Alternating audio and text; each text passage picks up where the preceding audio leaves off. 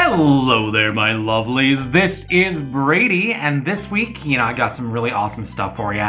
Sorry that it took a little bit to get this out, but I think that you'll be pleased with what I've got. It's a pretty good and wide and varied lineup, and not nearly as gratuitously violent as last week. So, hey, that's a plus.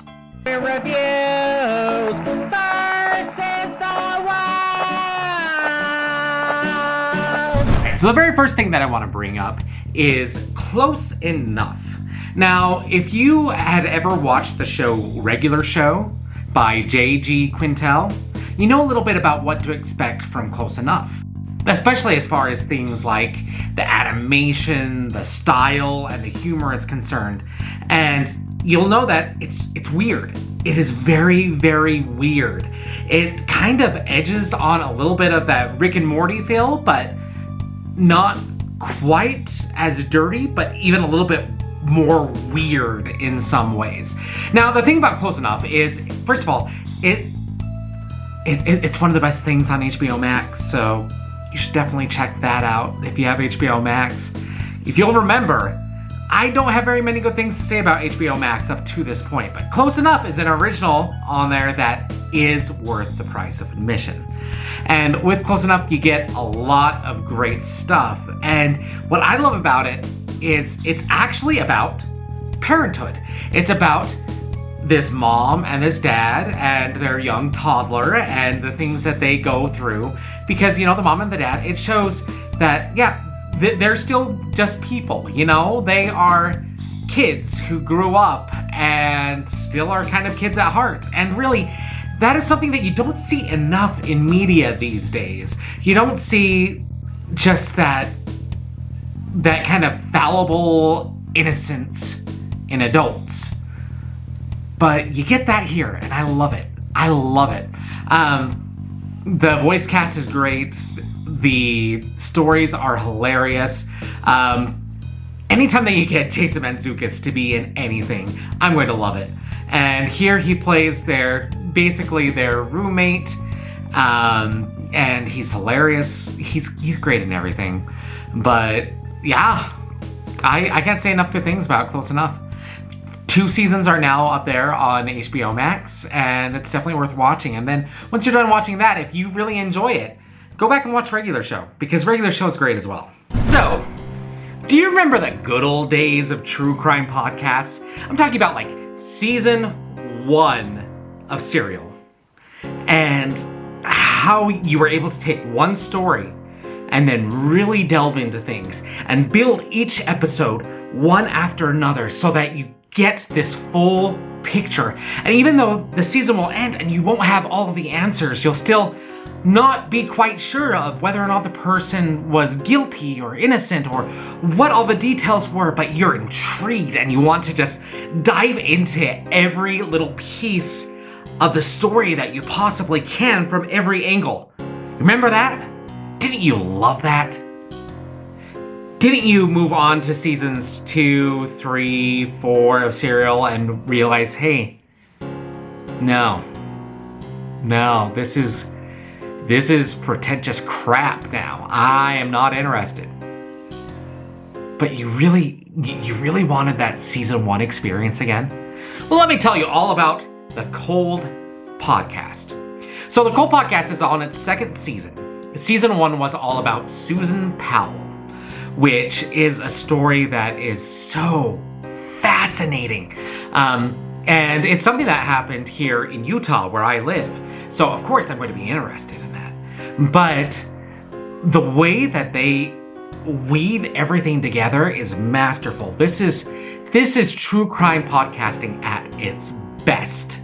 Season 2 has just started, and it's all about a woman named Joyce Yost who disappeared in the 80s. And once again, this is another Utah case, but it is very interesting. And unlike Susan Powell, this is a story that I have no connection with. Of course, I was a wee little babe at the time, so of course I hadn't really ever heard of this. And so every little twist in this case has been interesting and very satisfying. Cold is an amazing podcast, and if you are a true crime buff, any way, you need to check this out. It is so good. Not quite as good as that. Rutherford Falls. I'm sorry to say. So, I am one of the biggest fans that you will ever find of Michael Schur. So, Michael Schur is the guy who's behind a lot of great shows that you'll have heard of and that I know that you love. You know, things like The Office, Parks and Rec, Brooklyn Nine-Nine, The Freaking Good Place. I mean, these are all wonderful shows that Michael Schur's voice is just everywhere in those shows. And I love them. I love them. Those 4 shows are probably in my top 15 shows of just anything at all. And so, of course, when they announced that there was going to be a new Michael Schur show, but that it was going to be streaming on Peacock, I went, woo! Yes, Michael Schur! Peacock. Yeah. And see, here's the thing. You have all these streaming platforms out there now, and everyone's trying to get their own piece of that pie, and everyone is trying to put forth their own original content. And not many have really nailed that formula yet. Now, Peacock has had some decent stuff. AP Bio is awesome. And Season 2, which was a Peacock exclusive, was great. But the 30 Rock revival episode that was really just an hour-long commercial for Peacock was horrible. It was so bad. So, Rutherford Falls. I went into this show with high expectations. I love the premise, you know, this small town with Ed Helms, who is a descendant of the founders of the town and is very, very passionate about history. But you also have this tribe, this native tribe, who share the town. And just that dynamic, I thought, could be so interesting, and you could really delve into race relations in a great and deep way. And a lot of people, I wouldn't trust to touch that with a 10-foot pole, but Michael Schur, you know, Michael Schur was able to make deep moral philosophy available to the masses in a way that makes sense. So if anybody could handle the moral implications of colonialism, it would be Michael Schur, right? Sort of. I mean, as far as that's concerned, it does really well. The dialogue, a lot of it is very snappy. It, you know, has that Michael Schur flavor to it. The problem that I have with this show, with a lot of it, is how it's shot. What colors are being used. The whole thing is kind of dark and muted in almost like a police procedural type way. And it didn't really make much sense to me. And as the show went on, I'm like, okay, get it. This is not the same tone as Parks and Rec. This is not the same tone as Brooklyn Nine-Nine or The Good Place or The Office. I get that. It has to have a different feel to it. But the feel that it has is so incongruous with what's actually happening in the show. Now, I'm about halfway through the series at this point, and, you know, it's, like I said, there is a lot of good to be had here. The cast is awesome. The way that they handle colonialism is great. They handle it with such care. The dialogue is witty and snappy. So a lot of the situations are awesome. There's an early episode with Paul F. Tompkins that is hilarious. As long as you're not looking at the screen, because you look at the screen and something just feels off about it. And that's the problem with it, is it feels off. And I hope that the show gets more seasons. And I hope that they fix it. That they un-peacockify it. Where, you know, they take something great like 30 Rock and then they turn it into, well, whatever the crap that revival was. I have faith that they can turn it around. And like I said, I'm not done with the first season yet. So the whole thing may turn around for me just in this season, but we'll have to see how it goes. Right. Next thing, let's talk a little bit about books, because I have been reading lately, and one thing that I've been reading is actually Six of Crows. So you remember a few weeks ago I talked a little bit about Shadow and Bone. I was watching it. I was reading it because I wanted to get ready to watch the Netflix series as it dropped, and I was kind of excited for that. Now, Shadow and Bone, I wasn't exactly too high on, if you recall what I said, but I thought, okay, they could make a really good show out of this. And then as reviews started to drop for Shadow and Bone, I got more excited because the reviews were all great. But one thing that the reviews all stated is that the show was kind of a mix between Shadow and Bone, the book, and Six of Crows. And so I said, well, crap. I guess I have to read Six of Crows too. And I wasn't exactly looking forward to it. I wasn't the biggest fan of Shadow and Bone, as you know, and just kind of rolled my eyes and said, all right, I'll go ahead and I'll read Six of Crows too, I guess.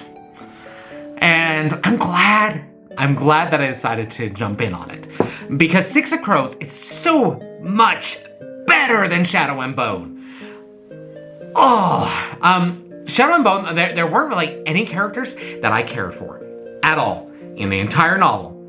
Everyone was just kind of obnoxious. Everyone was, oh dear me, I'm so meek, I don't know what I'm doing. Or, I am big and powerful and you will do what I say. And there was no nuance to any of it. And so, delving back into that universe, I wasn't really looking forward to it. But what someone should have told me is, hey, Six of Crows, it's a heist. If I had known that, I would have checked out Six of Crows a long time ago. Heist is one of my favorite genres of anything. I love me a good heist. And for a good heist, you have to have certain elements. You have to have a group of misfits, everybody with their own specialization, and you have the mastermind, and the mastermind, has the whole plan in mind, but he has things that he doesn't tell the crew because they don't need to know it until it will happen, and then boom, you get the twist, and then the double twist, and the triple twist, and yeah, heist can be a little bit formulaic. If you've seen that episode last season of Rick and Morty about heists, you'll know that's kind of how a lot of them go. But I still love them. It's kind of like Scooby-Doo, where you know the formula, but if you like it, you like it. You're still going to enjoy seeing that person unmasked at the end who would have gotten away with it if it weren't for you lousy kids. So yeah, I love me a good heist. And Six of Crows is one of the better heists that I've seen. Now, granted, I'm not finished with the novel yet, so I haven't seen, any of the double crosses or any of the twists that I know are coming up, because that's how the genre works. But what I have had so far are awesome characters. Almost every one of these characters I enjoy. I like them a lot. I like that they all have history to them. And it delves a little bit into that history because you see POVs from each of these characters on this crew. And so you get a little bit of build-up on each one. Now, one thing I will say that is kind of a negative is not all these characters are created equal, and some of the characters I go, oh, it's another one of your chapters, huh? Okay.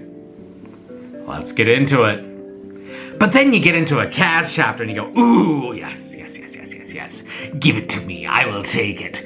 And it's great.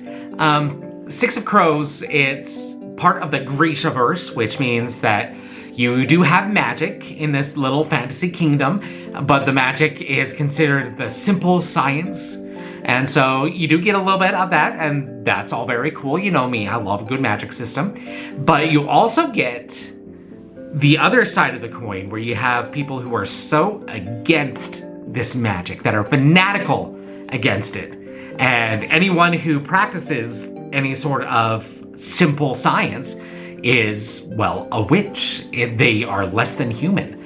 And so I love seeing that element explored a lot more. It's kind of, like X-Men and people who are very anti-mutant. Sometimes they make the best villains, the ones who don't have abilities. And you get a little bit of that here, and it's awesome. It's great. So I should be able to finish Six of Crows this week, I'm thinking, and I'll be able to start diving into the TV show of Shadow and Bone. So look forward to me talking about that some point in the future. But for now, go check out Six of Crows. It's great. So there isn't much that you can do to drag me away from Monster Hunter Rise. But one thing that you can do is you can release a sequel to Pokémon freaking Snap. And that's what they did. So we have new Pokémon Snap that released this week, and I have been very, very, very, very, very addicted to it. The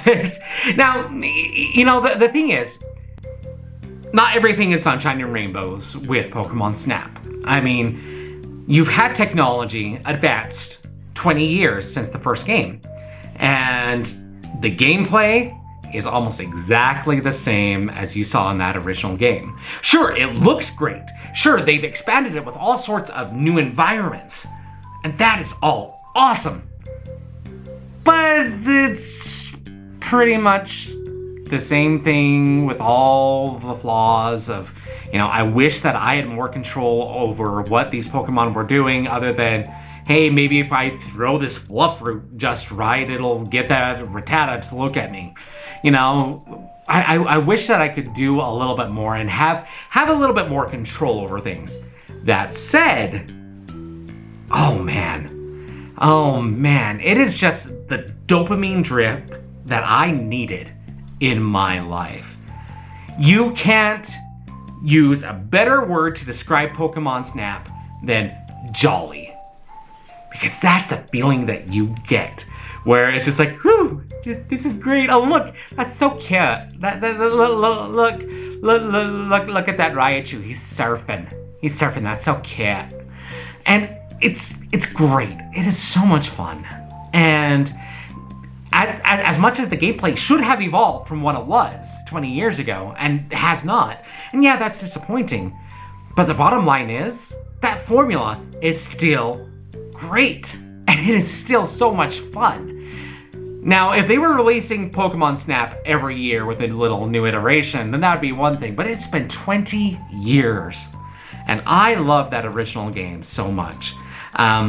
You can find, I'll go ahead and link the review that we have to Pokemon Snap down below, which was written by my good friend Aldo, but I echoed a lot of his sentiments there, where I love Pokemon Snap. It was a big part of my childhood. It was a lot of fun. And this game, new Pokemon Snap, does it justice, which is not an easy thing to do. And that's it for this week. I hope that you liked it. Sorry that this is up a little bit late, but life happens sometimes, and it's not exactly like I'm making a living off of this. I just want to spread the love. I just want to give you guys all of the good recs that I got for you. And, I hope that you guys are able to get some good stuff out of this. And, if you do, like, subscribe, share it with your friends, click on that bell, smash it. And you know what? I'll see you next week.